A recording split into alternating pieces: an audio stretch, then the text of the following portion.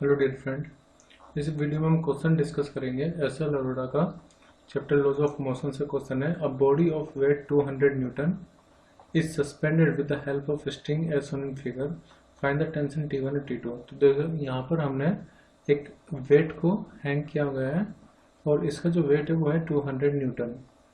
ये एंगल और ये वाला एंगल 30 डिग्री 45 डिग्री दिया हुआ है। हमें T1 और T2 की वैल्यू फाइंड करनी है।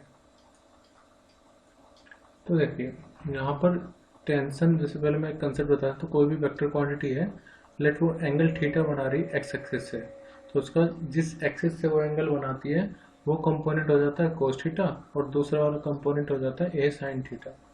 ऐसी टेंशन एक वेक्टर क्वांटिटी है तो उसके हम दो कंपोनेंट ले लेंगे। लेट अपनी स्क्रीन को हम एक्स वाई प्लेन मान लेते हैं, तो ये एक्स एक्सिस हो गई और ये वाई एक्सिस हो गई।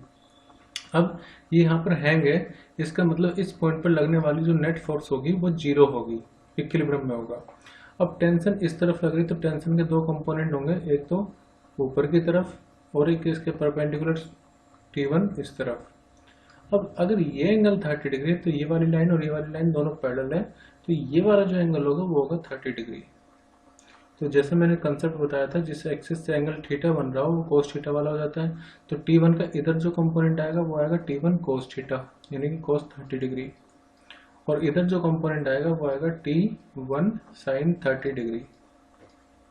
ठीक है, अब हम दो कंपोनेंट लेंगे T2 के इसी तरह से।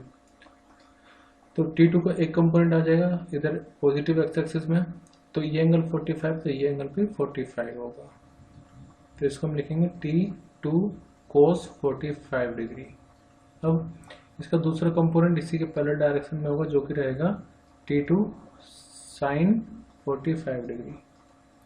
अब according to principle of equilibrium, जो समेशन होता है all the forces is equal to zero, यानी कि एक्स एक्सिस पर लगने वाली सभी फोर्सेस का सम जीरो होना चाहिए, वाई एक्सिस पर लगने वाली सभी फोर्सेस का सम जीरो होना चाहिए, तभी ये ऑब्जेक्ट इक्विलिब्रियम में होगा।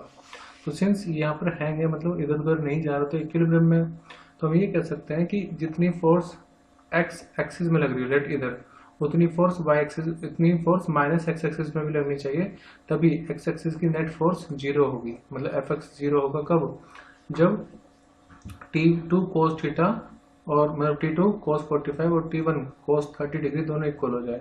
या अगर आप वेक्टर फॉर्म में लिखना चाहे तो आप इसको ऐसे भी तो लिख सकते हैं, T2 cos 45, ये एक तरह की फोर्स है, वेक्टर क्वांटिटी होती है, तो ये आई कैप डायरेक्शन में है, प्लस जो दूसरी फोर्स है एक्स एक्सिस में वो है T1 cos 30 डिग्री, लेकिन उसकी डायरेक्शन क्या है? माइनस के आई कैप।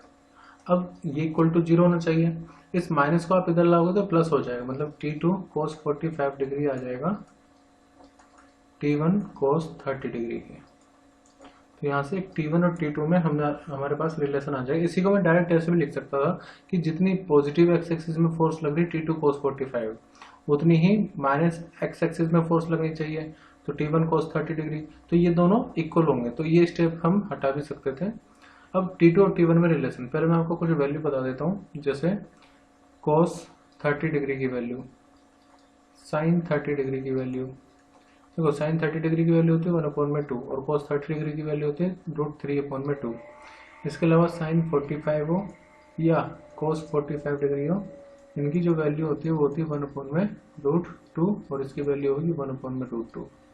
तो T2 cos 45 की वैल्यू 1/2 1/√2, T1 cos 30 डिग्री की वैल्यू √3/2। तो यहाँ से देखो इसको आप लिख सकते हैं, T2 आएगा √2 को मैं यहाँ ले जा रहा हूँ, √2/2 √3 में T1, मतलब मैंने क्या करा है, √3/2 तो एज इट इज है, T1 भी एज इट इज है, √2 को इस तरफ ले गया हूँ, तो T2 को हम लिख सकते हैं T2 will be equal to, देखो जैसे √2/2 है तो हम इसको √2 को हम √2 इंटू √2 लिख सकते हैं, तो एक √2 कैंसिल आउट हो जाएगा, तो यहाँ पर बचेगा, ऊपर तो √3 है ही, √2 से √2 कटेगा तो नीचे आएगा 2 रूट में इंटू में T1, तो हम लिख सकते हैं T2 की वैल्यू √3/2 टाइम्स होगी T1 के। तो ये तो हमने T1 और T2 में रिलेशन फाइंड किया है जब एक्स एक्सिस पर लगने वाली नेट फोर्स का सम हमने जीरो रखा है। अब ऐसे ही summation of all the forces along the Y axis must be zero. तो इसका मतलब जितनी पॉजिटिव एक्स एक्सिस में फोर्स लग रही है उतनी नेगेटिव जितनी पॉजिटिव वाई एक्सिस में फोर्स लग रही है उतनी ही नेगेटिव वाई एक्सिस में फोर्स लगनी चाहिए। तो मैं डायरेक्ट लिख देता हूँ क्या कि T1 sine 30 degree plus T2 sine 45 degree, इन दोनों का जो सम होगा वो इक्वल होना चाहिए जो नेगेटिव वाई एक्सिस में फोर्स लग रही है यानी कि 200 न्यूटन के। तो अगेन T1 T2 में एक रिलेशन आ जाएगा फिर से, T1 साइन 30 डिग्री की वैल्यू 1/2 प्लस T2 और साइन 45 डिग्री की वैल्यू 1/√2 इक्वल टू 200। अब यहाँ से मैं T2 की वैल्यू हमें पता ही है, T1 के टर्म में वो लिख लेते हैं 1/2 प्लस T2 को T2 को लिख लेते हैं √3/2 इंटू में T1 अपॉन में यहाँ पर √2 ऑलरेडी है, सो ये आ जाएगा 200। अब देखो नीचे √2 है तो मल्टीप्लाई होकर के ये T1 अपॉन में 2 प्लस यहाँ पर हो जाएगा √3 T1 और नीचे आएगा 2 इक्वल टू 200। तो नीचे 2 और 2 मतलब दोनों में ही है ना, हम इसको ऐसे लिख सकते हैं √3 प्लस 1, T1 कॉमन ले लो इक्वल टू जो नीचे 2 आएगा वो इधर मल्टीप्लाई हो जाएगा। चलो मैं पहले उसको बाद में कर लेता हूँ, ये आ जाएगा 2 और ये हो गया 200। तो √3 प्लस 1 इंटू में T1 अपॉन में 200 आ गया। अब फिर से हम लिख सकते हैं √3 प्लस 1 इंटू में T1, 2 को 200 के साथ मल्टीप्लाई कर देंगे तो कितना आ जाएगा 400। अब देखो √3 की वैल्यू होती है 1.732 प्लस 1 इंटू में T1।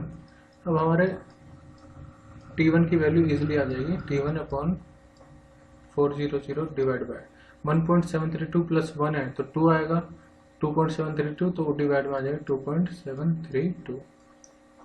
तो T1 इक्वल टू होगा 400 अपॉन में 2.732। तो जब आप इसको डिवाइड करेंगे हमें मिलेगा 146.4 न्यूटन। अब देखो T2 की वैल्यू √3/2 T1 के हैं, तो T2 इक्वल टू √3 की वैल्यू 1.732 होती है, √2 की वैल्यू 1.414 और यहाँ पर T1 की वैल्यू पुट कर देंगे जो कि 146 आई है, 146.4। तो इसको सोल्व करने पर टेंशन T2 आ जाएगी and it will be equal to 179.3 newton. तो इस तरह से हम T1 और T2 को फाइंड कर सकते हैं। हमने कंसेप्ट लगाया है एक तो रेक्टेंगुलर कंपोनेंट का और एक कंसेप्ट ऑफ इक्विलिब्रियम है जहाँ पर net summation of all the forces will be equal to 0। दो कंसेप्ट लगा करके हम इसको सोल्व कर सकते हैं।